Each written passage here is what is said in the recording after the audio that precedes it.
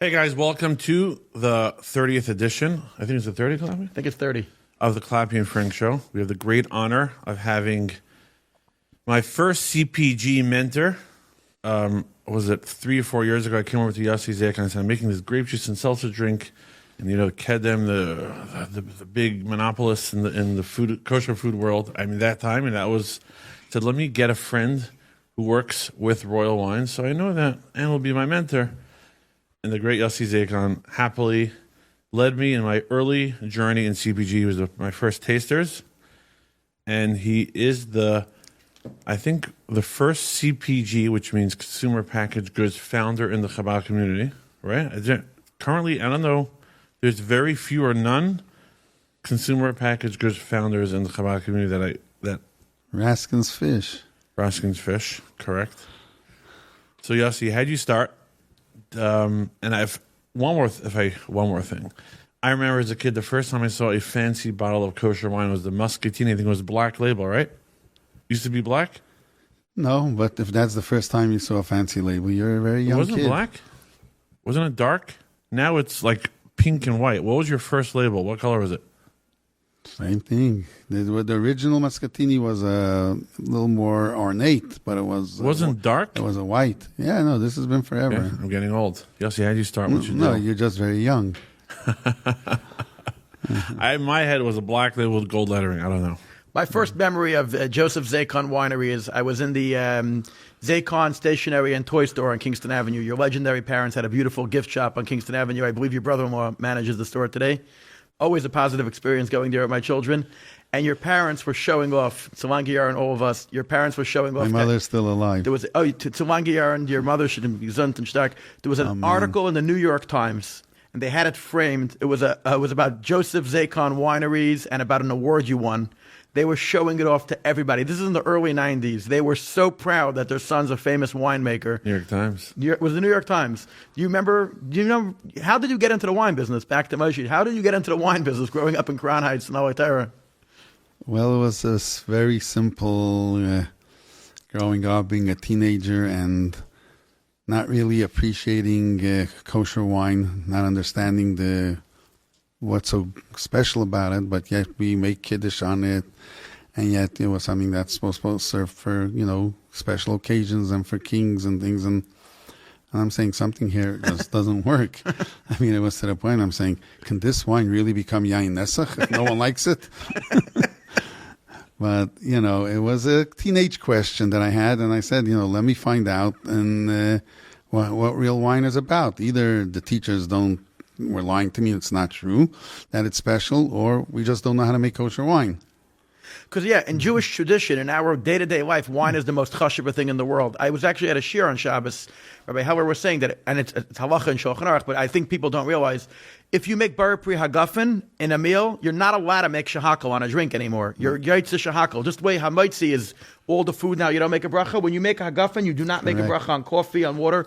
And every chuppah, wine. Shabbos, Yom Kaddish, wine. Pesach is coming up in a few days.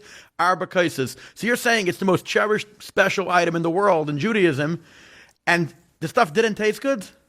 It wasn't. No one enjoyed it. It was like everyone, whoever you spoke to, would tell you, "Oh boy, we have to drink this." Kosher, so they made kiddush on it. We're talking about like in the 1970s and 80s. Yeah. So the bottles of wine you would buy in the liquor store, you weren't impressed by? No, generally I wouldn't feel good after I drank it. But, it was like, it didn't make sense. And then I saw people adding to the Malaga wine, which was full of sugar, even more sugar to cover the bad taste. So I had no idea what was going on. And I knew nothing about wine. You have to understand, my father was a teacher. My mother was also a teacher. And then she was just raising a family. We have no background in business or in anything. The little stationery store, when did that happen? Much later. Gotcha. And I had no idea about anything.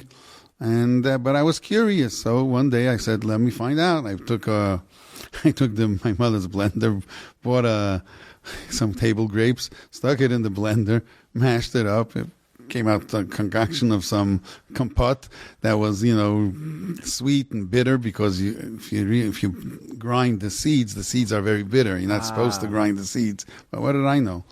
And in the end, it was vinegar. Whatever it is, it is. And it wasn't coming out. It didn't come out, and I said, okay, I got to figure this out and know how to make wine. I want to know what wine is all about. It was just simply, I was just very curious. Why is wine supposedly so chashuv, and what makes it? How do you make it that it should be appreciated by everyone? So how did you figure it out?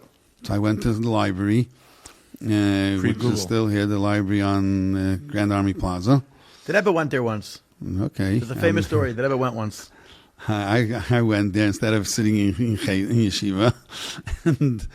But How old were you? I was 17. And I was just started reading everything I can on winemaking that they had there. And then the hardest part was that some of the language I couldn't even understand, so I had to sit with a dictionary to understand the words that I'm reading in the book about winemaking. Gosh. And then it came to the point of the chemistry behind it. So I had to learn the tables of the chemistry and all that. So, and how carbons and everything work with one another and how that affects the acidity of the wine and the sugars and all the different amino acids and different yeasts that give the flavor and create this beautiful bottle of wine. And it was fascinating because I had a hands-on learning experience, which is the yeshiva would not give me in anything in life. Your parents were proactive. They were excited about you going into the winemaking, or they thought it was bittul terror, you're not learning enough? I'm just curious what their reaction was. Like everyone else in the community, some crazy kid. They have it is what it is. But I was stubborn, and one thing my father told me years ago that I always remembered, that if you want to get something done, don't have to be perfect at it. You just have to be persistent. So that was always in the back of my mind, that I have to be persistent. Well, I'll be perfect or not, I don't know. And as I started, finding out about these, about winemaking, and I started finding out people that were in the industry, making connections and talking to people. So I got to meet. One time we went to this. It wasn't kosher, but it was a wine convention, and I wanted to. I made already a decent wine, a dry wine, actually out of California grapes, and I couldn't sell it. I'm going on Kingston Avenue. People are tasting it. And no one likes it, but the kid, 17 years old, he has a bottle. It was 18 years old. So they gave me $3 and they took the bottle from me. It was no one knew how to drink it. $3 a bottle. Where were you producing it? Where were you manufacturing it? My mother's my parents' basement, and it was Zinfandel, Barbera, Ruby Cabernet. Those were grapes that they were selling in the market for winemaking for the Italians, or I guess Yidden whom were making wine also. And I followed instructions. I had another guy in Baton Rouge, Louisiana. His name was Philip Jackish, and he was like my mentor. And how'd you meet him? Through mail. Not online. Mail, no online. Through literally via mail. His books, and I read his books. And you send him a letter? And and communicated. And he would tell me. And then that was the year that he told me that my Zinfandel tasted like Gallo Hardy Burgundy. Gallo Hardy Burgundy was then like the top-selling wine in America. I went to what is it, Oxnard, where they make the wines? Yeah. No, where they have millions of grapevines. I went to be mashgiach for a week once. In where is it? Zerkin's a shliach. Where's that area? Fresno. And Gallo, it was in a Gallo. We were doing a kosher grape juice crush for whatever. And there was a Gallo. They told me at the time that Gallo, I think, is the biggest wine manufacturer in the world. Yeah. The owner landed with his helicopter to take a tour of the factory. I was schmoozing with him. The largest privately owned. Right, Gallo. Mm-hmm. So only when I was there, I started realizing you see the wines everywhere. So your mentor told you that your wine tasted like Gallo? Gallo's Hardy Burgundy, which was a very popular wine. Today, it's not, I don't think it's the biggest compliment in the world. Yeah, especially when you're a kid. You don't know what, and first of all, I don't even know what it tastes like. and that was the funniest thing. And then I went, and then I found out that there was a wine convention where to buy equipment and see different things. It came out so good by mistake. Like, what were you doing? No, I was following and just reading, following instructions. Like you follow a cookbook. Anyone can make wine. That's something I'm going to come back to, and I'll explain. And I say, people, if you have the patience, you can, and you don't mind getting a little dirty, you can make wine. But most women don't want you making wine in the kitchen. So, but no. But let me tell you where this led to. So this led to another to a convention of wine equipment and stuff like that, which was in Pennsylvania, and I think it was Lancaster. And I went there. I went there just to see what's around. If I want to make wine, know what equipment I need to make wine. And I meet a guy. His name was Leon Adams. Leon Adams was we'd call like the father of American wine industry. Yeah, his books are. I don't even think you can find them anymore. But yeah, books. And I remember him speaking and saying that wine will be as cheap as milk is when wine will become popular in America. Because people were not drinking wine those years yet. It's only in the last the 90s that people started drinking wine. Until then, we were literally one of the smallest per capita countries of drinking wine. Trader Joe's was built on cheap wine. And yeah, when the Trader Joe's opened. Right. I'm just saying, but I'm talking. That was their whole. This is 1980s. I think they had a $2 or $5 bottle of wine. This is literally. I started it. My first wine I made, I think, was in 1977, and 70, and there was whatever, and then 78 was the wine that I made that I couldn't sell. No one, didn't like, and it was like a Hardy Burgundy. But then I met him. It was probably 1980. I met him. And when I heard that, I said, he's saying something that maybe it's true. There is a value to wine that I don't grasp, and I'm not a businessman. So it was, for me, it's like, oh, that's a language I understand. Businessman right away is, how much can I charge? And to me, no, I didn't know that. That's how it works. So yeah, and it stuck with me forever. And then as I decided I'm going to make some wine to sell legally, because legally you can't make wine at home and sell it.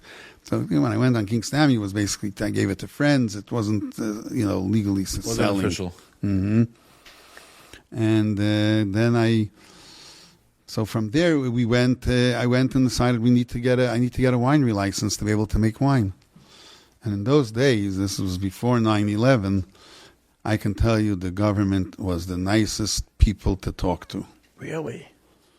This is unreal. Took me 40 years to hear this. I still don't believe this is what happened. I called them up. They send down an inspector. The inspector comes down to my house. He looks at everything. Tells me it's not going to work. We cannot give you a winery license in your own house. You need a separate space. For that, he came down to tell me. Wow. After looking at all the forms, tells me find your own another space, and we're going to help you. If it wasn't your legal residence, if it was your uncle or a friend, then it would be maybe legal, or no, it was more like residential. They just didn't want it right. If it's in the house, you have to make separate entrance more than anything else. A completely separate entrance. That was the criteria. And then he comes back a second time. So I went. I saved up some money. Shkachas have similar rules. They want you to have a separate commercial space. There is a reality that's okay. And then I rented a space and I was able to get a winery license. And to get it, he came down a second time and same inspector, and he looked and he said, "Sure, no problem. You know what you're doing." He tested me on if I know how to analyze the wines and make sure the alcohol is proper. Oh, so you got a location now? Yeah, I have a location where Empire Kosher is right now. What was there then? It was a Chinese restaurant. There were compartments. I was broken. It was associated, and then there was a Chinese restaurant. A retail level, not on the top. Right there. Because on top, I think it used to be a roller skating rink. A bowling alley? No, it was no roller skating. It was just something. It was if anything, no roller. Movie theater. Go upstairs. The roller skating was on Bedford and Empire. I think it was a nightclub maybe or something. I read it in one of these crazy. books. It was more like a theater and then maybe a nightclub. Yeah. If you get to sneak into that. But no, that was all gone, and the upstairs was nothing. And so you're 18 years old, and you took out a commercial lease on a storefront. Yeah. Where'd you get the money? So I worked in the Navy, and the Navy hired me to make sure to know where all their boats are at a certain time, and during peacetime, no wars. And You left yeshiva and you worked for the army. I didn't leave. It was only part-time. I was still in yeshiva. You used to work for the Navy. The U.S. Navy? Yeah, we're right here in Sounds like Brooklyn. did Ever worked in the Navy Yard and Yossi Zakon worked for the Navy at 18 years old? Where'd they recruit you? I never heard this I before. had, well, I don't know how either, because trust me, it was like hashgacha pratis that I even got the job, because my credentials did not qualify for the job. Montgomery Street boy from Otero worked for the U.S. Navy at 18 years. What were you doing? I was a statistician, basically. I was basically counting the money that was being spent on each boat, wherever they were located, and if because each boat has like their own commissaries and all that, and they need to create a profit. There's 300 million people in America. Not one of them created a profit. Not one of them had a 300 million profit. people in America. Where they find you? He gets around, this guy. My cousin, actually, who was working in programming, in computer programming, so she told me this. You might be able to get a job. Just come down. Come down where? To where she was working. Where She was doing her. It was where is it here based in out of? Brooklyn. It In was Brooklyn? The Navy Yard. No, it wasn't the Navy Yard. It was in Sunset. Sunset Park? Yeah, there's these Hold on, commercial yes. buildings. But Yeah. By the it way, used to be. this was the first fancy label I saw on a bottle of wine. I was so used to the Kedem, like little arching, I don't know, it was like, how many SKUs did Kedem have at that time? 10, 20? Cream Malaga and I don't know what. Then suddenly one day I see this fancy label on a bottle of wine. I was probably, how old is this label, Yossi? I don't know, it's going back a while. 30 years? Probably 30 years. This was the first one that we made with the Muscatini. The first Muscatini was actually had the Kesser label, which Okay. was a very ornate, But beautiful this label is and then very- we switched over to very Joseph progressive. Zacon. With all that gold, it looks It's timeless. it looks Trumpy. It looks nice. And then we started buying this in our house every week. This was like the fancy bottle. What was it, $8? You don't remember? I don't sell. $8 30 years ago. It's probably like 50 I don't even know what it today. sells I for don't know. today. You was the remember first- 8 years ago. Innovative label I've ever seen in kosher wine as a kid. So for me, Yossi Zakon represents innovation ahead of his time. That's it. So again, you went from a basement to a commercial storefront. I went to commercial storefronts. I saved up some money. That's how I From the saved Navy. money. It was a part-time job, and I saved up some money. I rented a storefront on. It used to be a Chinese restaurant. It was next to Associated, where Empire Kosher is now. And the guy comes down to give me to check it out, and they have to see what they're giving a license on, the premises and everything. Everything adds up. Then later I find out, he tells me I went to 770. That's how close they were. You were able to talk to them to find out that I had nothing to do with the mafia. There was no mafia money involved. And, that I was a legitimate person. Wow. And, but it was, 18-year-old. whatever. Yeah, but I'm just saying how you were It able wasn't to illegal talk to drink. them. What was the legal drinking age then? 18. It wasn't 21? Not yet. That's so funny. By the way, you could be a bartender at 18. You could serve it, but you can't drink it. And no, the funny part was that what's not funny, what was so amazing, and I said, wow, this is our government, because this was the first time I'm having a real interaction with government. And they're so nice. They tell me what to do. They explain it to me. I have a question. They answer the phone. And, like I need to get a bond. And they told me, just don't pay an insurance company for a bond. Take it, that wasn't much. He says, take your savings and buy $1,000 bond with clip coupons. We're going to use that as a bond for you, and we're going to send you your clippings every 6 months. Excuse my ignorance, and maybe other people watching the show. What bond for what? I don't know what. A winery has to be bonded, meaning that if, God forbid, you're going to steal the tax money that you owe them, they have your money. So usually you pay an insurance company, and big companies, that's the norm. How much I money? mean, now I have bonds for my winery, but then they were like so nice, and so he tells me, no, just give me the bond, and then every 6 months, and then it was Carter era 14% interest, so I would get from the bond for every 6 months a check of 14%. It was like unreal. They made life easy for you, government. Exactly, they wanted to help you. Wow. Why can't we go back to those times? Once 9/11 came, it was a disaster. The immigrants destroyed the country. Whether you like it or not. Who does the work in your factory? We all do it. Then we're all legal people working there. Everyone. Hardworking They come into immigrants. work. Yeah, they're not coming to finagle. Who was your first account? My first account. Who remembers? I had Borough Park and Eber. So and, again, you're an 18-year-old. You have a commercial license from the government. You're bonded. You have a winery distribution. You have now a storefront. Now you have bills. Now you got to buy grapes. You have to buy machinery you're buying at these conventions. You have to pay taxes. You're the only worker. You're entrepreneur, sole provider. Solo entrepreneur. How does it work? You deliver yourself? Yeah, So what were you calling yourself? it was just me. I'm nothing. What the label say? Kesser. Okay, so It that was your only first name. Kesser. How'd you come up with the name? I don't know. I just thought it was a cute, a very good, a very apropos name for a community of ours. You see everybody older Rabbeim and Chassidus talk about Kesser being some high level. You're like, I'm a high level wine, Kesser. So again, the guy at the show told you that one of your wines was as good as the Gallery, the $1 trillion company. Gallo, the $1 trillion company. So you took notes of what you did right. And I always kept notes. I have to constantly write down what I'm doing. If not, if you don't have notes, you're not going to get a winery license. You have to have records. You have to keep records of everything that's going on and how you're doing it and what you're doing. So that's the norm. And that was it, basically. It was, as another side note, I just want to say is that by me starting this company, which was in 1981, I was the youngest person in the United States to have a bonded winery. Wow. And I helped two Lubavitchers go into the wine business. One was Yossi Biston in Florida. He started a distribution company and started selling wine. And the other one was Nachlas in Detroit. Yisrael Nachlas. Yisrael Zev. Yeah.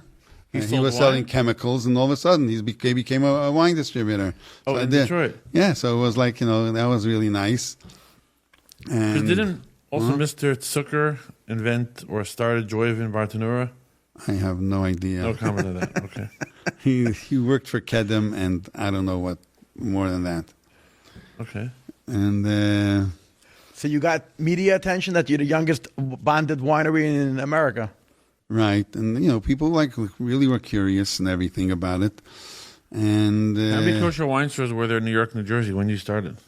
I don't know. I just whatever I made sold out. I didn't even have a chance to. But how to many go look for stores? that. There were 10. Let's just give people a start. Oh, kosher stores. Kosher wine stores. Bar New York, Park New had Jersey. 3, I think. That's what I remember. Flatbush had maybe 1 or 2. Crown Heights. It was only ever. That's it. Yeah. And the grocery stores carried your stuff, or no? Did the grocery stores buy from you? No, I didn't get to it. But the point was that when I got my license, I went and I made the first ever commercial labeled kosher Chardonnay Wow. from Long Island grapes. And it was an unbelievable bottle of wine that I made. And I couldn't sell a single bottle to the kosher consumer either. But the non-Jews found out about it. And they sent me to the River Cafe, which is the famous restaurant under the Brooklyn Bridge. In Dumbo. There was a guy there named Joe Delicio. He tastes it, and he tells me, you never tasted Chardonnay in your life, and you made this wine? And I tell him, if you believe me, yeah, I never did. I'm like, I don't even, I just followed the instructions, and I made this wine. Okay, I'm buying everything you made. Everything. Wow. And he made me sign the bottles. Under Kessler label. Yeah, he put it right away. It was on his menu. And that was, but I was in a quagmire here. What was the problem? From one side, I don't really know the Goyish world of winemaking. And yet I have the Jewish world who doesn't appreciate it. You want And syrupy we need to cream make malaga. something good for them. Remember cream malaga days? Some nasty stuff. What made me realize is that we have to make low alcohol sweet wine. So the Kesser Concord that I made was only 7% alcohol. And that changed the whole taste profile of the wine, where people really appreciated it and they loved it. And that I just couldn't keep up with. And then came along the big boys and copied it and tried to put me out of business. But that happens when other people are in business too. I've never tried to put anyone out of business. That's one thing I can tell you. And what else happened along the way is that Yarden Winery, who is the Rolls Royce of kosher wine, in my opinion, just started out, and there was a guy named Peter Stern. He wasn't Jewish, who was their consultant and helping them build up that winery. And I got to know him also. Somehow I got to know people that were really involved in the industry. Yarden is Israeli wine, right? Right. And they just started, and also in the 1980s, early 1980s. And they were building their winery and everything, and they didn't know how to go about with the kosher end of it. That would be accepted in the United States and be accepted in Israel. So the owner then was Shimshon Wellner, and there was also from Barkan Winery, the owner, Boxer. They both trying to figure out what should they do to get kosher. They come to my house, me, the kid, the 20-year-old kid, and I'm telling them, well, I just got the okay to give me a hechsher because those are Lubavitchers that I know. Those are my friends. It's the first time okay ever got a hechsher on their wine. So they got the okay from me, and then I directed them to get the okay from Rabbi Levi, Olav Shalom. And the rest is history. Because of them, Rabbi Levi got all these other Israeli wineries who will, use okay for their wine. So they wanted Americanized, recognized. So that's, to me, was something to say, like, wow, I can help a fellow Lubavitcher. That's what I love. That's my job in life. Not, nothing more, nothing less. They couldn't have a share from Israel like Badatz? Why they? Right, but they didn't. American market. Yeah, there was the American market, but that's they didn't know. They literally they were clueless. I always tell people when they're opening up a store, I always say get the okay hechsher. I'm not getting paid to say this. I say get the okay. I said because the Chassidish world respects it, the modern Orthodox world respects it, and whoever doesn't respect it doesn't respect someone else. So you know which. It's a very safe hechsher. It's a ma'isa and asaf. Like it goes without an end. Who's to respect who not. This is our family. This is who you. So from the day you opened, you had the okay. Yeah. Yes, but I see, just for people in the food business, if they're going to have to pick a hechsher, what would you advise them? I see you have 3 hechsherim. You have OK, CHK, and Hillel Weinberger. If someone's coming up with their own product, how would you advise them about hechsherim? What should they get? What do they need? What do they not need? If you're starting today, which... I don't go there. It's the rabbi. That's between them and the rabbi. No, from a business perspective, not spiritual. From a business perspective, I can just tell them what I use. You're saying they should get in the kosher world, there's something called the national hechsher and a heimische hechsher. So okay is considered a national hechsher. Oh, you went through all this. You know all Sure, about it. I want you to talk about it. I don't want to discuss it. It's You don't something wanna I don't want to know. Oh. No, absolutely not. I think the okay has a certain. I'm just saying why. I'm just saying the okay because this is our Lubavitcher for people. So I'm talking about our own. Hillel Weinberger's Mount Kisco. That's like Herzog in-house. No, he's big. No, he runs Isachdus. Weinberger is the head of Isachdus. Oh, a CRC? Yeah. And he has his own private brand. Yeah. Interesting. Okay. Yeah, which is also, yeah. So he competes with himself? I don't know. I don't understand the politics. I don't want to know it. You don't want to get it. But go there. In general, in the kosher world, people get, especially the targeting the Chassidish world, they get a heimische hechsher and a national hechsher. When they go to a buyer from Costco, they see, okay, OU, that's all they know. I just want to make a confession that my whole life I said when I get older I'm going to start appreciating good dry wines, and I'm almost 40 and I'm still having a hard time appreciating good dry wine regardless of the brand. I tried the holding my nose and going like this and smelling it and looking at it and letting it gargle for a half a minute. I've tried everything. I go to very wealthy people's homes and they say, Izzy, I have this wine, I have this scotch, I have this. What could I get you? I said, could you please bring me a freezing cold Diet Dr. Pepper? And if you don't have that, a cold Diet Coke, because your $600 bottle of wine in a fancy box that you have to crack open with a screwdriver, I said, I just prefer the Diet Dr. Pepper. What could I do to become more sophisticated and really appreciate good wine? Okay, number one, you are sophisticated.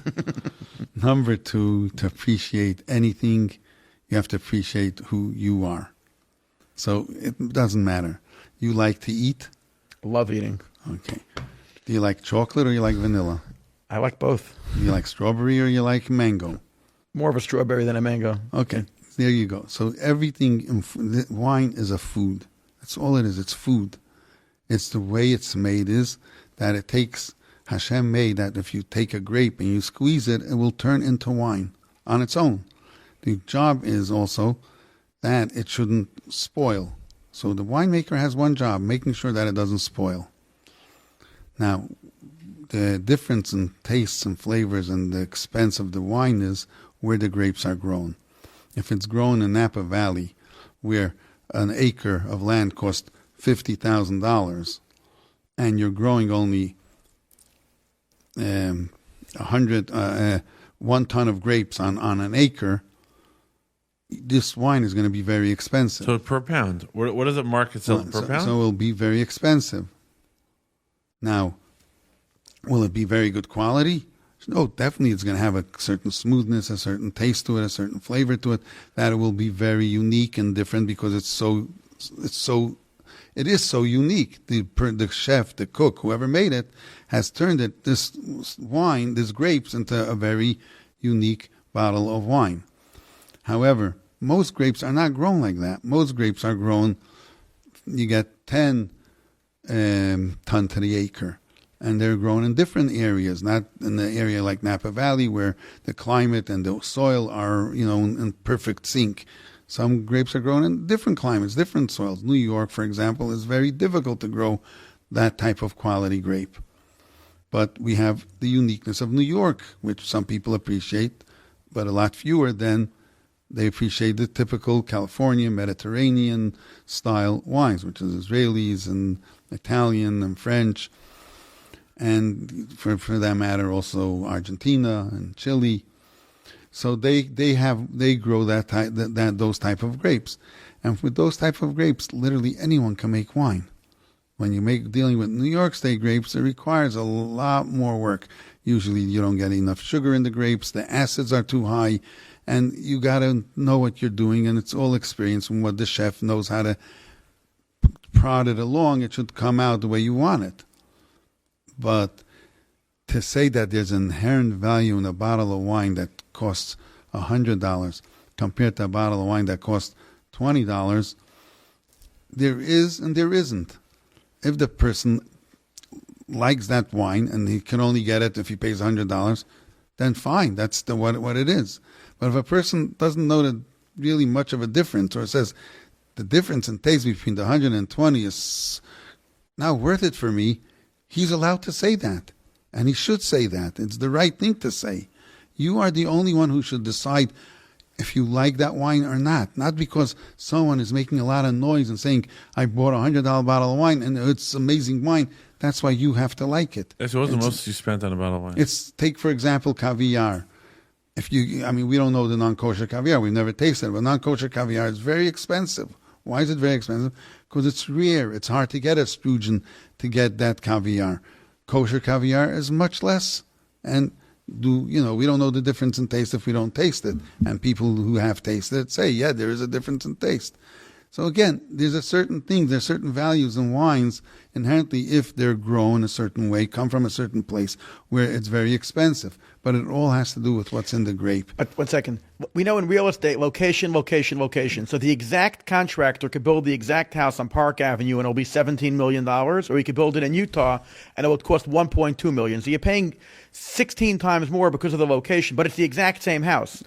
You could even build it in the same area, right? No, so not building, the location. Okay, so the location. So if a certain area is very, very, very expensive to grow grapes, could it be that the same grape could be grown in a cheap area? It could or be. Not necessarily will it taste the same? It will not taste the same, but it will be very close.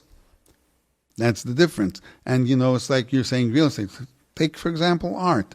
You have someone painted a beautiful apple, and that person, for whatever reason, people are paying for it $1 million. A little kid can make the exact same apple. What are they going to pay for it? 50 cents. Hold on. There we go. Clap. I just want to give a credit to Yossi. All the art he puts on his bottles of wine, the values go up because they recognize it. So when he puts a Zalman Kleinman on his bottle and a Hendel Lieberman and a David Nachshon, these three artists, now people recognize them. I never did Zalman Lieberman. You did? You never did Hendel Lieberman? Never. So you just said Nachshon and Kleinman. Yeah. And there is a value. People recognize it. But for example, here, let me show you something. Can I move this? Yeah, you can move it. Move it by the stick, he said. But he also, off the record, told me that, how much did this design cost you? Yossi, be honest. Oh, this cost me nothing. It was in Pakistan. Maybe. Yeah, it was $10, right? $20? Yeah.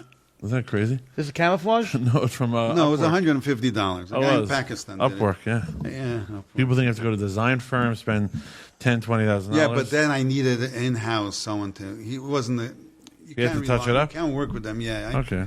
But the reason I didn't have to spend more money because we had an in-house designer who was able to finish it up. So I understand that a little bit of educating the island. The amount of kosher wine that's going to be drunk in the next couple of weeks is going to be probably in the hundreds of millions of bottles because let's say 15 million Jews and non-Jews are celebrating Passover. Everybody buys a few bottles. Just that the people can understand, the customer can understand. When you press a grape and it's made out of a single grape, not a mix, almost sounds like a blend, but a single grape. So there's different grapes like Malag. But what are the names of the grapes that people? I'm just curious. Oh, Cabernet Sauvignon is So the most Cabernet- popular, and then you have Cabernet Franc, and you have Merlot, and you have Petit Verdot. And So you is have it Petit Merlot, Syrah. Cabernet, Syrah are all different types of grapes? They look different when you look at them.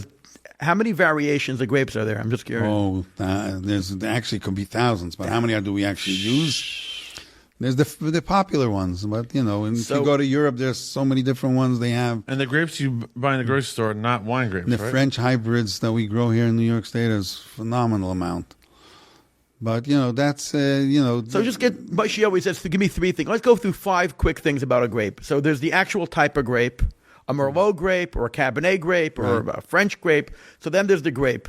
Then there's that exact plant or seedling. You could grow that vine, but if you could grow it in Long Island, let's say, and you could grow it in France, or you could grow it in Italy. And based on the nature and the climate and how high on the mountain and what nutrients are going into the thing, soils, it's going to taste different. So Correct. exact grape grown in a few different places, and it could be very expensive real estate or hard, intensive labor can make a difference.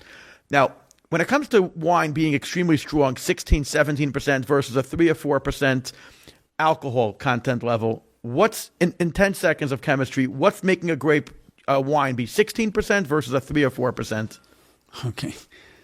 The grapes, generally the wine grapes will be growing and collect sugar as they grow. And the sugar will grow as the season goes on and they're growing in the sun. And the sugar levels will reach around 21 bricks, and that's when they're really ripe for making 21 bricks in English? 21 bricks is 21% sugar.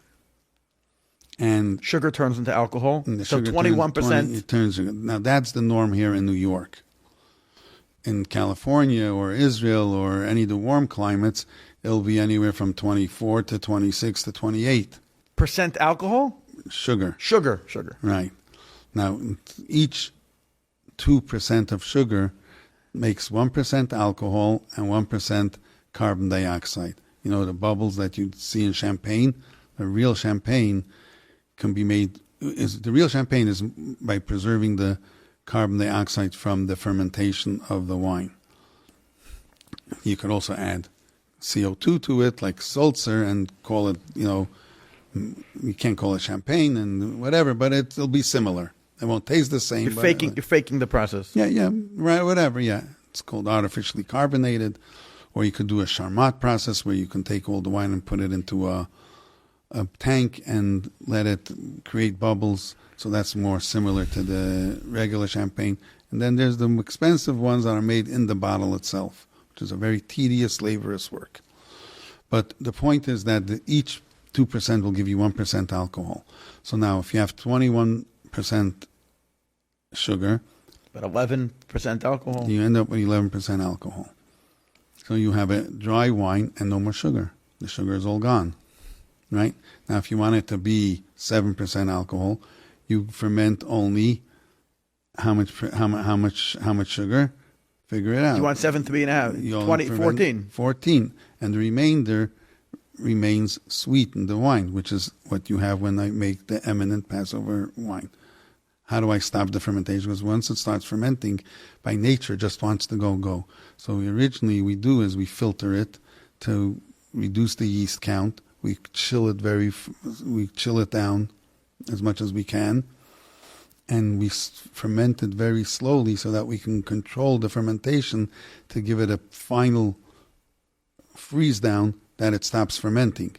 And then once we get that done, we again use special sterile filtration to get rid of all the yeasts that are in the bottle that will want to make the sugar ferment. So you don't need to use sulfites. Huh? You don't need to use sulfites You in need that to process? use, first of all, it's not a question of needing to use sulfites. Sulfites are naturally in the ground. So grapes have sulfites in them. There are natural sulfites. And no, sometimes you need, I mean, I'm not going to say you don't need sulfites. The sulfites are not so much to stop the fermentation. The sulfites is to stop any bad yeasts or wild yeasts to take a hold. That's why you use sulfites. But it will never, sulfites in itself will not stop a fermentation. It will never stop it. So sulfites is a chemical, a powder? What is it? It's sulfur, basically what you see on a match. It's in the ground. It's a sulfur that comes from the ground. I know people are allergic to sulfites and this. Yeah, So we have could be. So we have the grape. We have the grape. What type of grape? Where it's grown. Then Region. The region. Okay. Now you're putting the grape into a. You crush it, and now based on how you measure the sugar level or stopping the sugar level, that's how strong you get the alcohol to be. Okay. Now the color is based on the color of the grape. The color that's natural. Skin, right?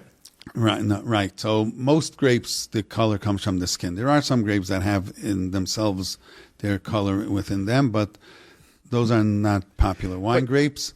And see, this has a beautiful, like light tingy color, so it's a lighter grape, and these are much darker grapes. That has a difference in the taste. The color is not. That's just naturally whatever the grape is. it could affect the taste too. Now, how long from when you crush the grape until it's in the store? Because aged wine is in the barrel. We're not talking about when they say aged wine. It's not talking about Barrel could be in a bottle, right? It could age in a bottle to make it old, like chashuva, expensive wine. Aging is in the barrel or in the bottle. Wine ages from the moment you squeeze the grape. It's like the moment you knead your dough when you're making food, right, or you're cooking something, it starts aging, right? This is 2024, so this is 2 years old. So this grape, from when this was crushed, it's over 2.5 years old. If I drank this in 2024 or I drink it today, we're going to taste it soon. It's going to taste better now, or the aging is mostly in the barrel? It's at its perfection now. I know it's scotches and whiskeys and all these things. It has to do with being like Blue Label. It's in the barrel 50 years or 30 years. Scotches, yes. Scotch is the barrel. Wine is not in the barrel? Depends which kind of wines. And this wine will not age. Now is the time to drink it. Okay. Okay. And it's made to be drunk right away. Are there wines that Kessler Wines manufactures that could get better sitting in the bottle on your shelf? Yes. So this is what I'm trying to explain to you. So you were just holding that other bottle called Nature Screaming. The Nature Screaming is... Where's the Nature Screaming? Nature Screaming. Right. So this is 2024 as well. Right. Now this wine has no sulfites. But it's not even being sold as no sulfites wine. It's being sold as a very good Cabernet Sauvignon from Paso Robles, because it just happens to taste very good. And it has the added benefit that where's that grape added. From? No sulfites were added. And people love it for that, and it's not mavushal. This is in Oxnard, California. Oh. Okay, so now... When it comes to grapes that are wines that are like a blend, you blend multiple different types of grapes. So you're getting multiple wines in basically the same bottle. When is that recommended, preferred? When do you not do that? When do you decide to make a blend? When you have a lot of grapes, you don't know what to do with them. It's a very subtle. It's like saying, when do we put in this much pepper? When do we put in paprika? When do we put in that? It's again, to me, it's basically a food. You taste. You know the flavor profile of this wine. You know the flavor profile of that wine. Are they going to enhance one another, or they're not going to enhance one another? When we get a little sip, you see. I think we're talking so much about the wine. I gotta get. And he said he wants the sweet ones. We're gonna do the muscatine. No, he wants this. Don't give him this sweet. He says he likes Dr. Pepper. I don't want him to have this sweet. Oh, I want him to have this. Let me see this. What do we have over here? Kessler Cabernet Sauvignon, and this is 1 second. This is from Bayonne, New Jersey. This is a New Jersey grape. No, it's a New York. It's bottled. It's a blend. It's a blend of grapes. And it's again, Cabernet Sauvignon is a blend. Different grapes. But when you see Cabernet Sauvignon on a bottle, it's a Cabernet grape and a Sauvignon grape. No, it just could come from different areas.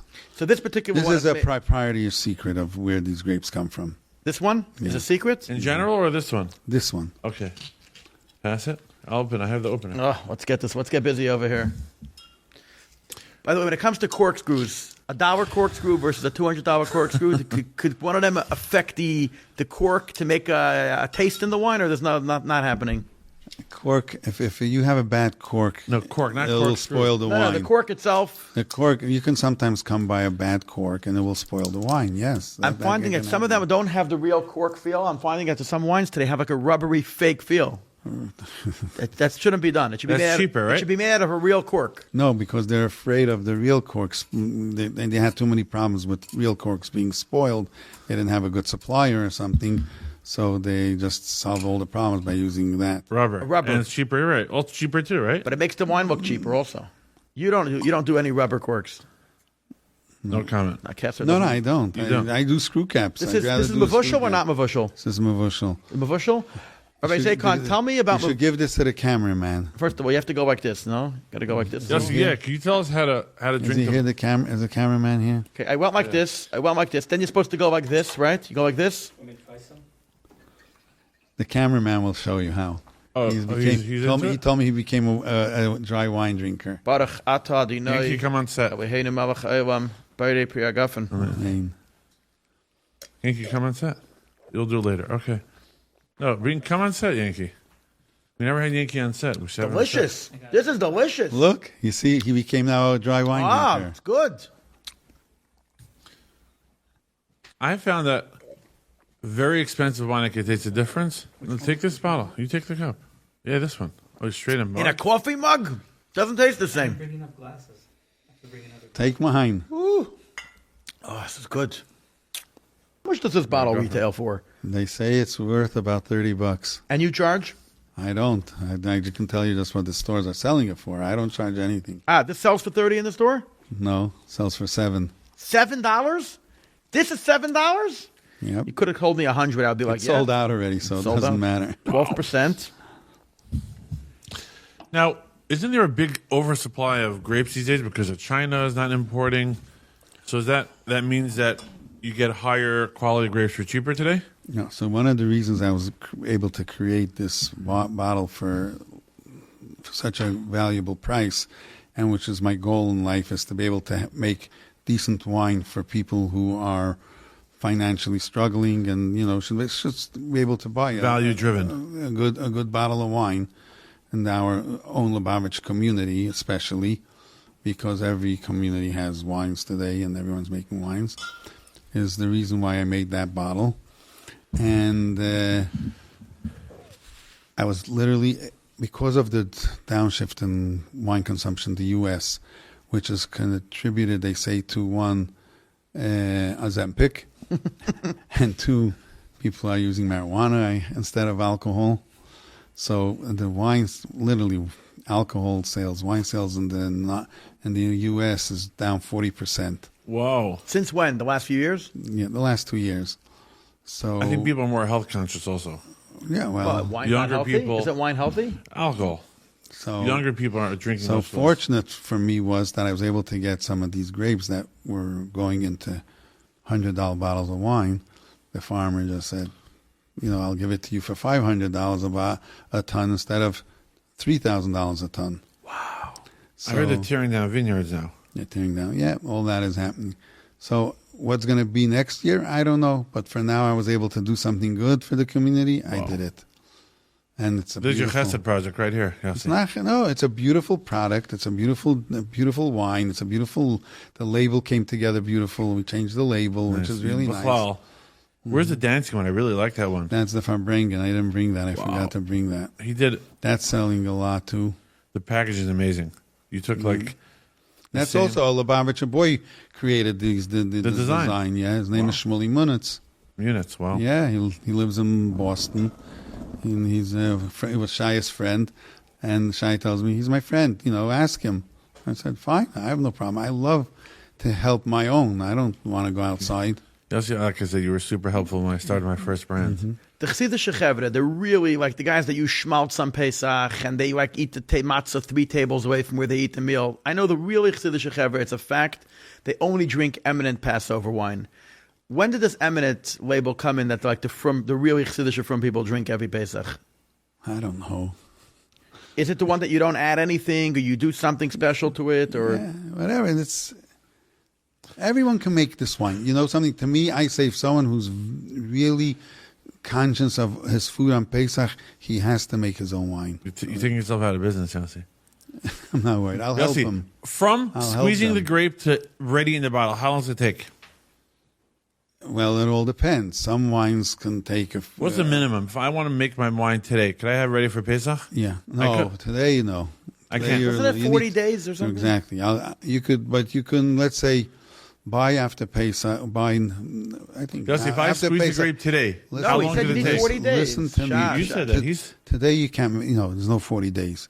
But there are people that are very holy and they don't trust no one, so they squeeze out the grapes and they call it must, and they say it's for Pesach, and I don't even think they're Yates drinking arbacrasis with it because it's not wine and it's in a period. End of discussion. so how long does it take? Huh? Squeeze to is ready to drink, not in the store. Just if I want to make it in my house, what's the shortest amount of time it'll take What, to make grape juice? to make a wine? To make a wine can take 10 days, 10 days. a week even, 3 days. It depends, on your. Where did I get 3 this days, idea? wow. Where did I get this idea from about 40 days? What was the 40-day stuff? It's brought down in the Shulchan Aruch. Brought down that yain has to be 40 days old before we can be menaseich on the mizbeach. so it's Biblically, halacha. it's a 40-day process. But he's So, taking doing but 3 I'm going days. to tell no, but but if you want to make wine and not work so hard, go get a Poland Spring plastic bottle, gallon, drink the water, and buy. Now you might be able to get. You have to look up online who's selling it in New Jersey, I believe. Maybe here they import fresh grapes from Chile or Argentina. I don't know from where. Wine grapes. Buy a case. They're expensive, but you're going to enjoy it.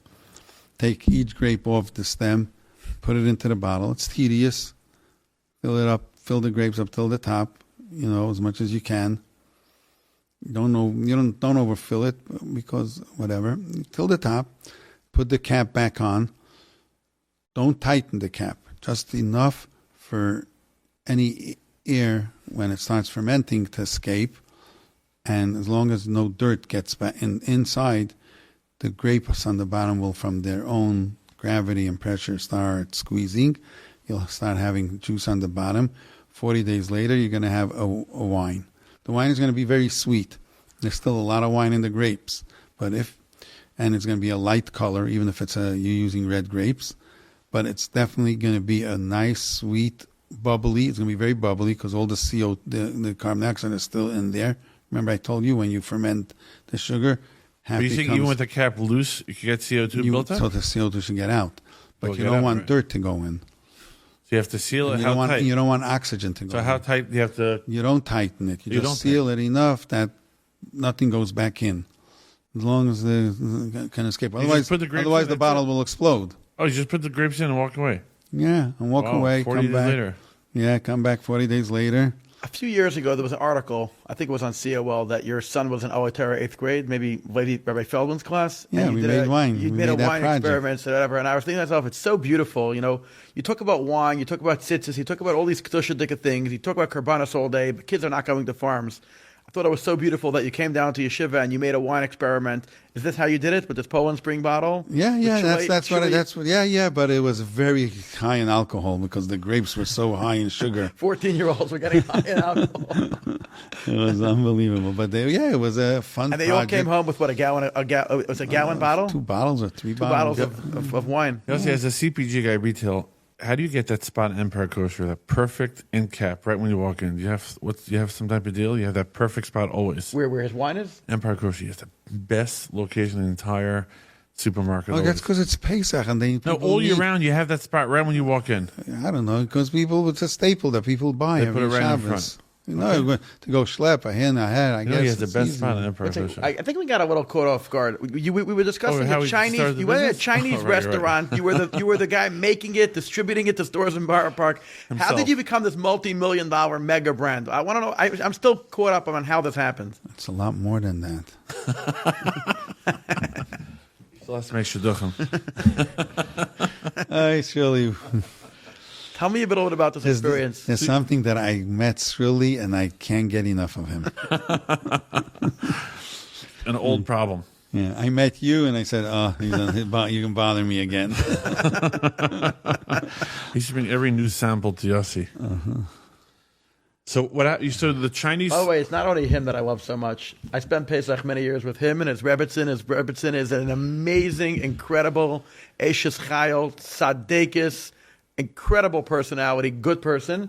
And I got to know his children, his sons, and you have a daughter. You have only one daughter? I have two daughters. I don't know the others. I know Luna. Luna And my wife Chani are besties. They're like amazing. But you know Gisa. Gisa is the youngest.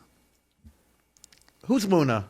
No, I'm mixing it up. I know Luna's the older one. She's married. That's the one I don't know. Gisa's the one that's friends with Chani. Right. I mixed it up. All Yeah, right. Gisa's the one that's friends with Chani. They used to work together. They're always on the phone. Whenever I come home, they're on the phone. Takes away all my attention. Anyways. By the way, I'm wearing Yossi's hat. I have the real winemaker hat. I told him to wear it. It's a farmer's hat. I told him to wear it. He didn't wear it. He said he wanted to look fancy. He's you know. So you from your empire, how'd you get into mass distribution? What would happen in between?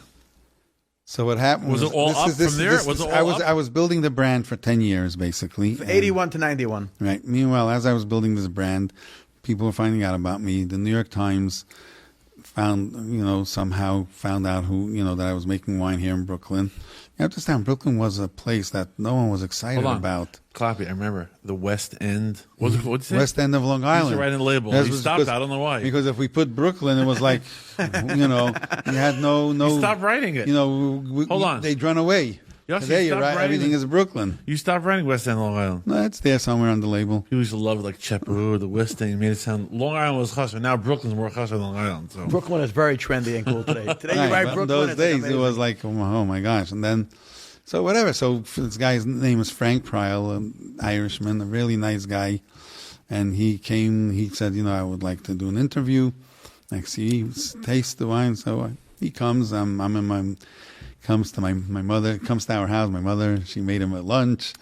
And it was like, what do we know? We were a real typical Jewish family that have never been involved in the limelight of society in that sense. And he enjoyed it. He's tasting everything. He's enjoyed it. And then he told me something then that was also gave me a lot of chayas and saying, he continues, says, people don't realize anyone can take grapes and turn it into wine. Follow instructions and make wine. But there are certain people who have an art in making wine, and their wine is just that tiny difference. And he says, you have it in you. And when he said that to me, he like my ego flew through the roof. New York Times. Yeah. And he published it, and he wrote it, and it was like, oh my gosh. And I didn't believe even, that I'm going to get a front page New York Times article. What's front page? Yeah, 1986, 87. Crazy. I was born. Of the Metro edition or the National? No, it was the food. I don't know how it was. and Wine. No, Food and wine is huge. Gotcha. It's huge. Wow. I was born in 86. It's crazy a long time ago. Big day to you. And it was like really amazing. And I think it made a big Kiddush Hashem.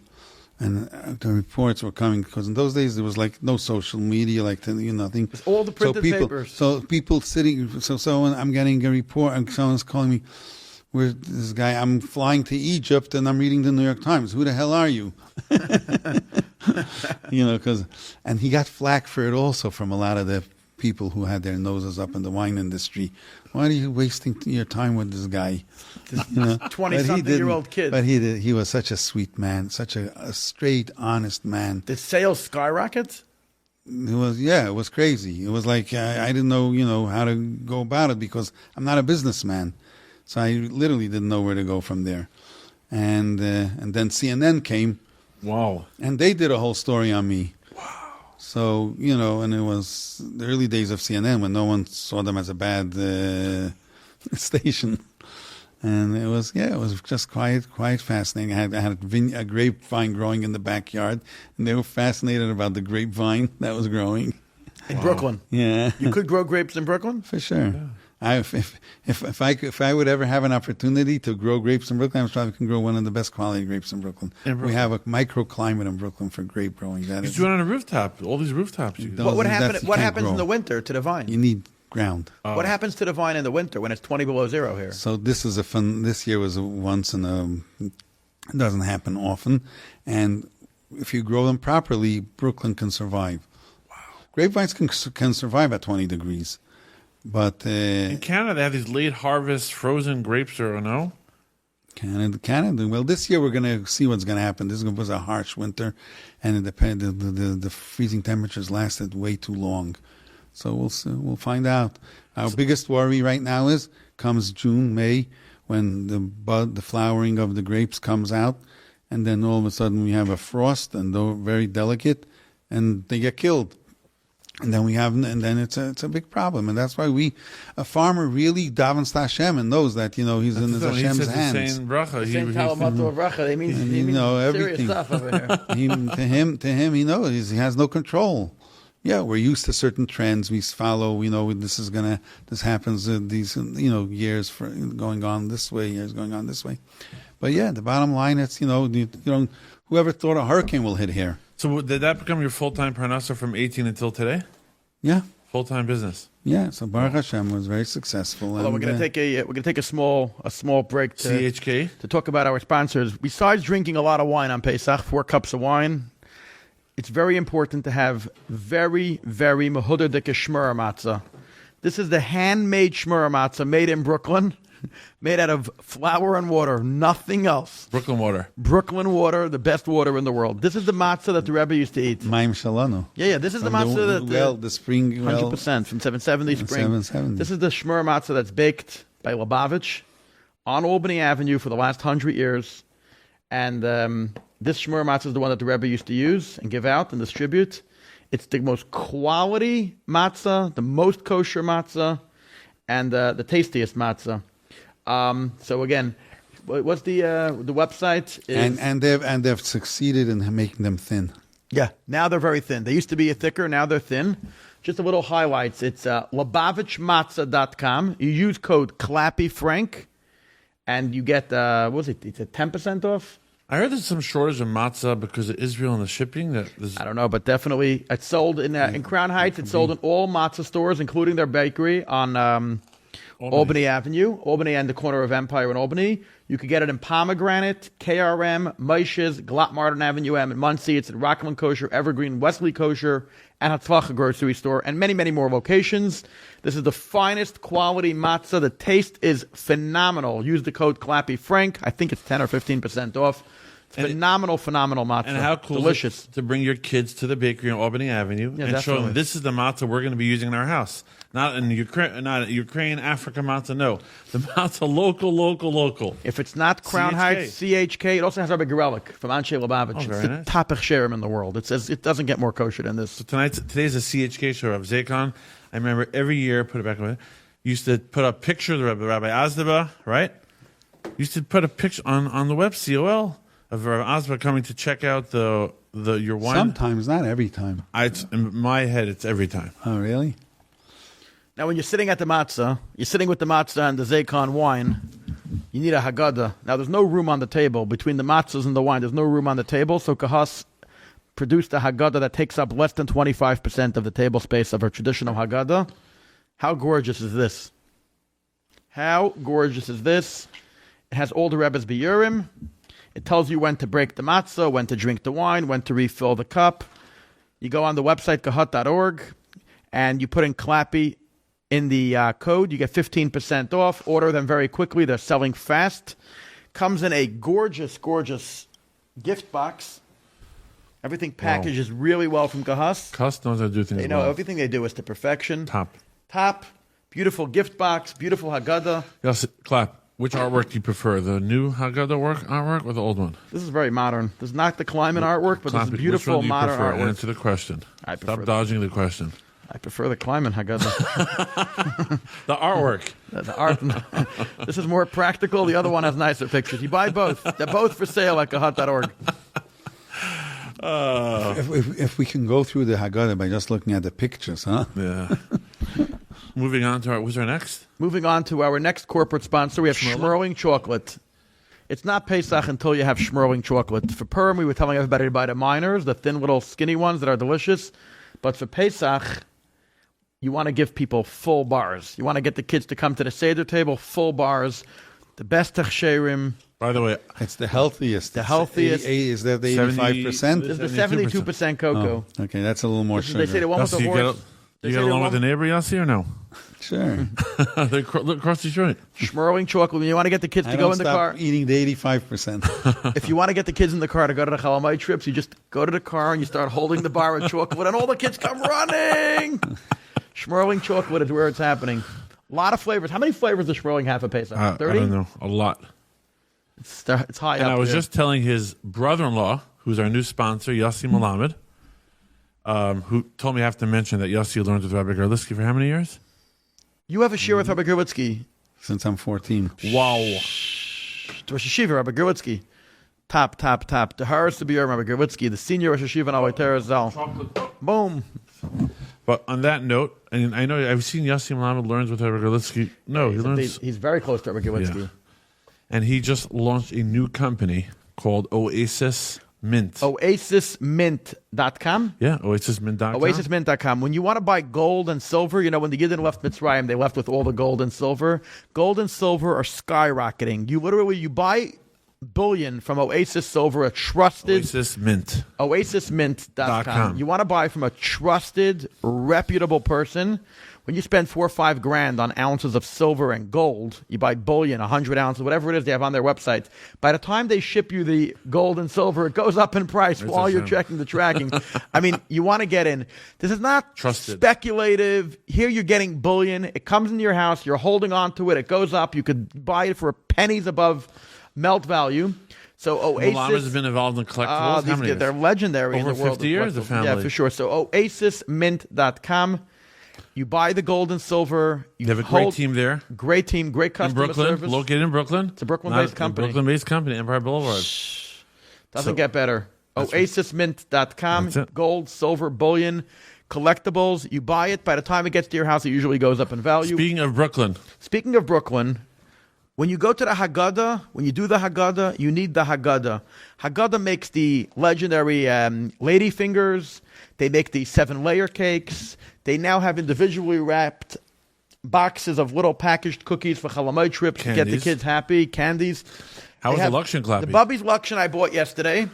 And you just take the Luction instead of sitting in the kitchen for 8 hours making Luction. You take the Luction, you dump it into your hot soup. Within a minute, you have beautiful, non-gebrucht egg noodles. Haggadah now doesn't want you sitting in the kitchen the whole hour of Pesach for 2 hours grinding maror. You buy ready-made maror. The Rabbanim, every Rav in the world said it's kosher for maror. It's dry, so shelf stable. Shelf-stable maror. Ooh. Can I smell it? It looks like the real thing. It smells like the right thing. The real thing. Yeah, the real thing. Especially places where getting horseradish raw in many cities, if you're not in a Hamish city, You can't get you this stuff. can't get it. No one's selling you horseradish. Ready-made horseradish, right in little individually wrapped I'm allowed to have a packets. horseradish, right, Clap? Yeah, it's not Erev Pesach. You can eat the horseradish. Dama. Is it bitter? I don't want you to start crying on the show. Not bad. Nothing too crazy. Haggadah chocolate bites. You get mini wrapped cookies. Delicious, delicious cookies. We've been snacking them in the car for the last few days. Where all fine kosher groceries are sold. Look for the brand Haggadah, made in Brooklyn on Bergen Street. Yeah. It's like 10-second drive from 770. He told me dive to Beautiful. 770 all the time. Beautifully family-owned Haggadah. They make all the kosher Pesach with the best hechsherim. They have over here the OK, talking about the OK. There we go. It's got Rabbi Teitelbaum. It's, of course, Shahakal, of course. Great for kids. Ready-made chocolate bites. If you're not a chocolatey Strawberry. person, ready-made strawberry bites. Delicious. And then we got the ready-made Luction. To me, delicious egg noodle Luction. I had it in my soup yesterday. It was absolutely delicious. I personally stand behind the hashgacha. I stand behind the taste of the Haggadah products. Once you pop, you can't stop. Yitzi Shulevitz from Yitz Food says that he knows Haggadah is one of the best hechsherim. When I was in the factory, I wanted to touch one of the cookies. Like, oh, you have pieces of hands? Like the mashkiach. I was No, like, wow. no MSG, sugar-free, no artificial coloring, all natural ingredients, 0 grams trans fat, delicious, no refrigeration required. You're traveling to Orlando, anywhere in the world. You don't want to sit in the kitchen for 10 hours making egg noodles to dump into all your soups on Pesach. Haggadah. You don't want to sit in the kitchen for 5 hours grinding maror. The whole family's crying. Cheres amiti. You buy the ready-made maror right out of the packets. You spill it into the charoises. You spill it into your matzah and maror.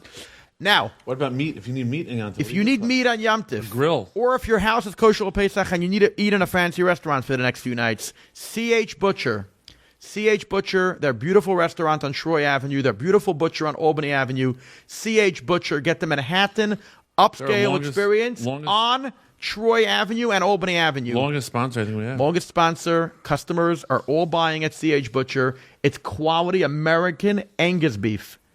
Quality. In PA in Pennsylvania, it's local. This very stuff is local. It's good, natural. They feed their cows natural ingredients. They give the cows nice, beautiful, Hold on, loving you making care. it up? No, it's known. You know that? It's known. Okay. It's beautiful, beautiful meat. The stuff tastes amazing. And when it comes to Pesach, do not clean your car. You call my friends at Wheels to Lease. You ask to speak to Saul or my friend Izzy Herman. What's Izzy's number? You know what? Izzy's You number? call when you call Wheels to Lease, you say, "I want a car in my driveway." 2-3 hours later, you hear a nice honk and your shiny new car. Did I tell you the pricing lately? No. You call Wheels to Lease. They're giving people cars for $200 a month. Can you tell everyone It's like Izzy's an number? over- it's like an Izzy's over- personal. Izzy will answer your phone at 4 in the morning and make sure your car is delivered before What's his Pesach. number yet, Clappy? 845 Yes. 213 Yes. 9508.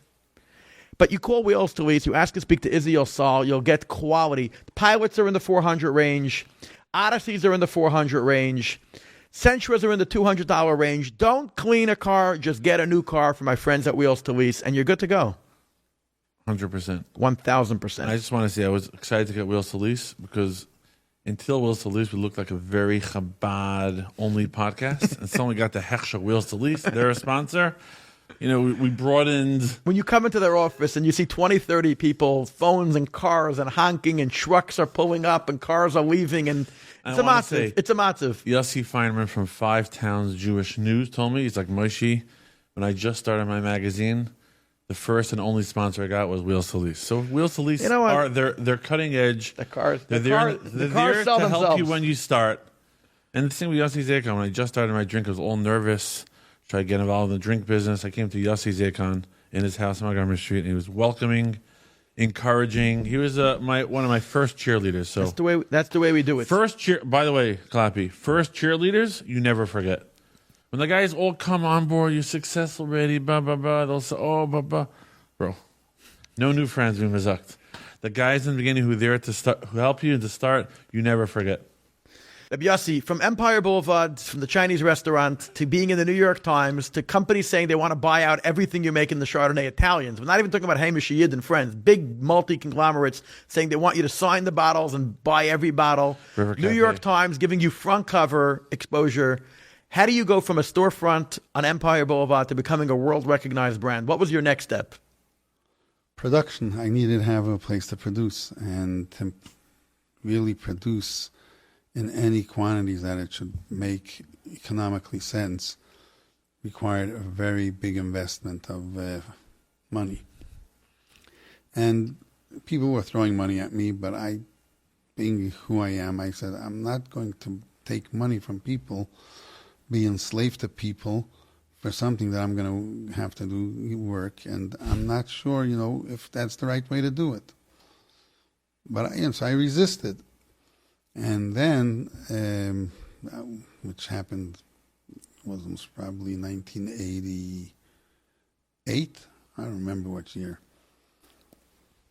Mr. Herzog called me, and he told me, let's, maybe I can. His name was Rabbi Yankel Herzog, Al Bashalom. He was the winemaker then, and he says, I like what you're doing, and he met me actually at the show. And he says, maybe we could work together. So I said, okay. And we had a meeting, and it was like 4 brothers. Their father, Yena, was still alive, but he wasn't there. And in Williamsburg, their winery was then in Williamsburg. And me, the kid who knows very little about wine, about the business end of it, is there, and they're telling me, it would be nice if we can do things together, and y'all will help you make whatever you want and how you want, and you can continue doing it, and you don't have to worry about the financial part of collecting the money from the stores, which is also not an easy job. Telling me.